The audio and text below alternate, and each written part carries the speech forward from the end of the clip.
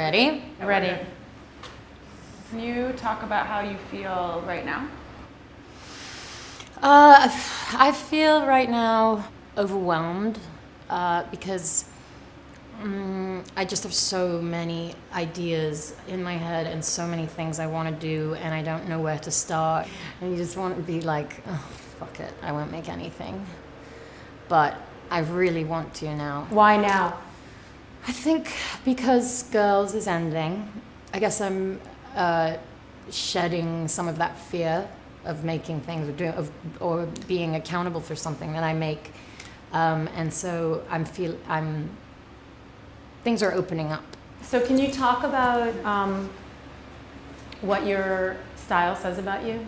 I love clothes, and I love dressing up, and I love being in a costume, in a way, for me, in a costume. I like a story. In my head, I do create a story. Why did you cut your hair? I cut my hair because I felt like my hair was really one of the only things that made me feel pretty. I felt like my hair was my go-to trick. I really believed for a while that without it, I would be boring. I was having a terrible moment with my husband in our relationship, and I was extremely hurt by him and extremely angry at him. And so I felt, I was feeling self-destructive, but for whatever reason, I didn't do something self-destructive, really. I just cut my hair. A couple of weeks later, I said I wanted to go shorter, and he said, I'll do it, and he cut it. It was really nice. So he actually, it was kind of full circle in a way. Yeah, it was quite kind of romantic. It's nice to have someone you love cut your hair. What are some assumptions that you think people make about you based on your image? Well, I have the interesting position of knowing what people think about me because people write it, and it's, and there's a lot of this carefreeness. I don't give a fuck what people think. Mm-hmm. That is not true. I really do. It's not that I think I have a healthy outlook to the way what people think about me, but I'm not this sort of free spirit by any means. I am riddled with neuroses, and self-loathing and fear and feeling inadequate. I have confidence in areas. My abilities I am not confident in. One of the reasons I was hired for Girls was because of a persona that I have anyway. I hadn't been in anything else, so I was hired for some sort of brightness that I guess they wanted in the show that was specific. It wasn't an ability I had, and I think that made me both feel shitty about myself and have a big ego. I can bullshit people into thinking that I'm showing myself. But there's something else inside that you want to express that maybe... Yeah, it's not my project. Girls wasn't my project. Jessa is not my character, but she became my character. So the first couple of years, I did feel like I was just I was just working for someone. So I didn't play by the rules at first in the show, and I didn't learn my lines, and I didn't stay on my mark, and I didn't know what any technical word meant. I was just waiting for it to be over every day. And then when I started to pick up on all the ways my performance could be better, and not just emotionally, but also my performance could be better at knowing where the camera was, knowing, having read the entire story rather than just my piece, or whatever, I evolved, and I became much more professional, and then I got really into the actual performance of it. Where are the neuroses, that people wouldn't know? My therapist says that whenever I walk into my studio, that there's basically like a Nazi and they're holding a gun to my head. Like, if you don't make a good piece right now, you're nothing. Like that's how I feel every time I walk in there. Yeah. That's resistance. Like to think that you have to be so great and all the time. Like that's another form of resistance. That's resistance and ego, which they're the same thing. The same thing. That everything I make is gonna be great or has to be great. Like, who are you, as that you are so special and great that you don't have to make shitty work and practice and get on the floor and make things that no one cares about and throw them out. I have to throw them out. And can you talk about an insecurity that you've had in your life that you either have overcome or that you're working to overcome? I'm very insecure about my capabilities in a lot of areas. One of them being parenting. Everyone says no one's ready to have a baby. I was not ready to have a baby, and I really was not thinking about what I was doing. And I was doing it almost in the same way as getting a haircut or getting a tattoo. You know, I was in a place in my life where it was like, is Jemima gonna be okay, or is she gonna be a fucking mess, you know, drug addicted, like, you know, lost cause, or is she gonna make it? What's gonna happen? So everyone was like, Jemima's fine because she's married now and she's having a baby. And I felt like to a lot of people it looked like I was getting my life together. The guilt hit me the second like she came out of me. Why? Just that like I was her mother, you know. And also that. Why? Because I was just I realized I was like, oh my God, what did I just do? I just like released like a suffering person, you know, and they're just gonna give me the baby. They should really like have a more of a like a screening for people at the hospital to before they give the baby to you. I was still going through my 20s with her as a toddler.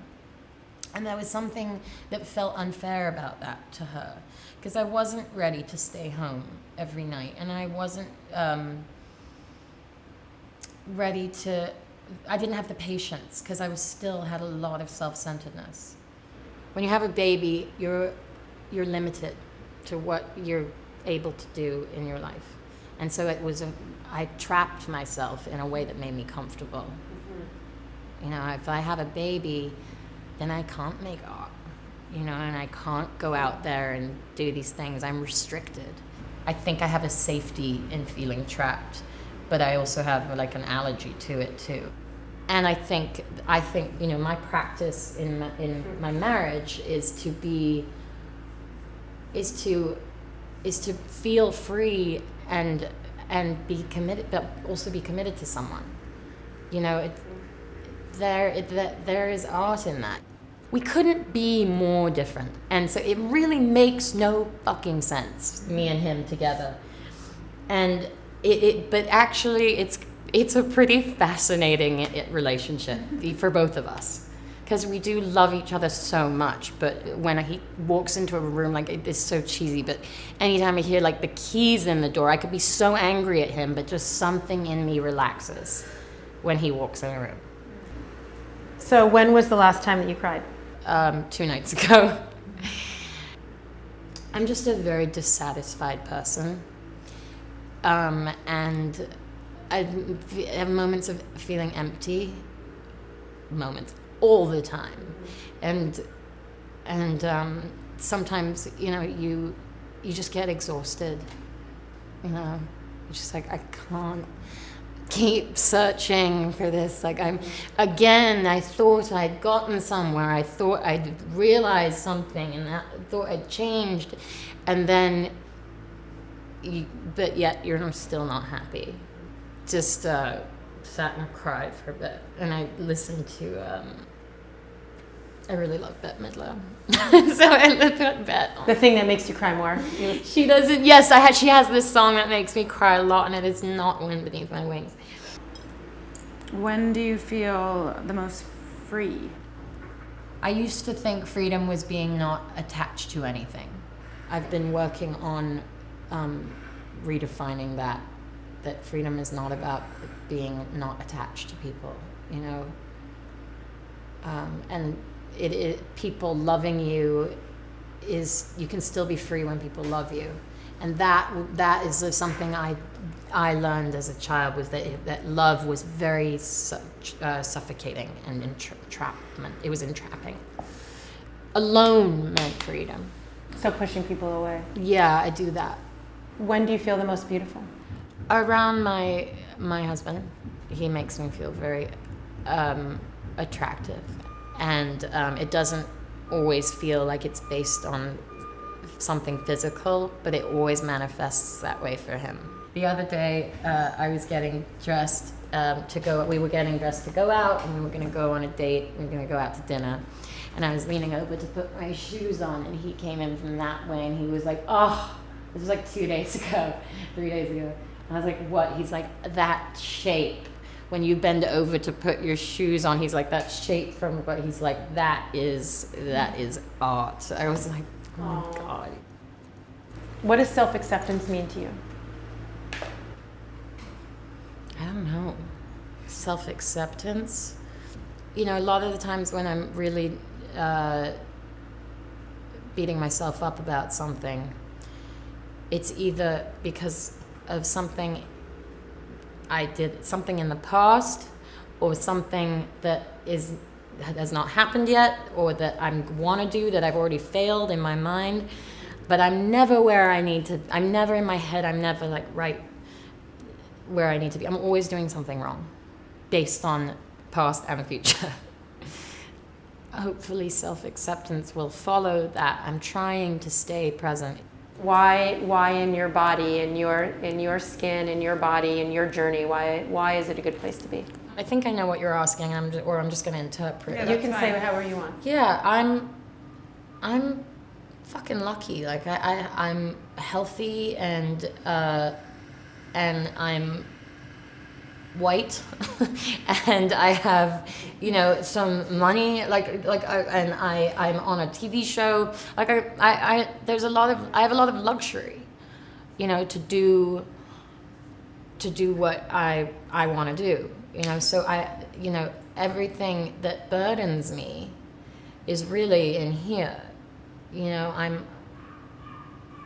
I don't have the obstacles that a lot of other people have. You know, I do get really unhappy, but I have the floor. I really have the floor to do what I want when I'm ready. So it is a good place to be. How do you feel right now? I feel better. I felt shitty this morning, I will say, but I feel better talking to you guys, and I feel confident, like. You know, like ready to do something, but still scared. But the fear more and more is feeling is making it exciting.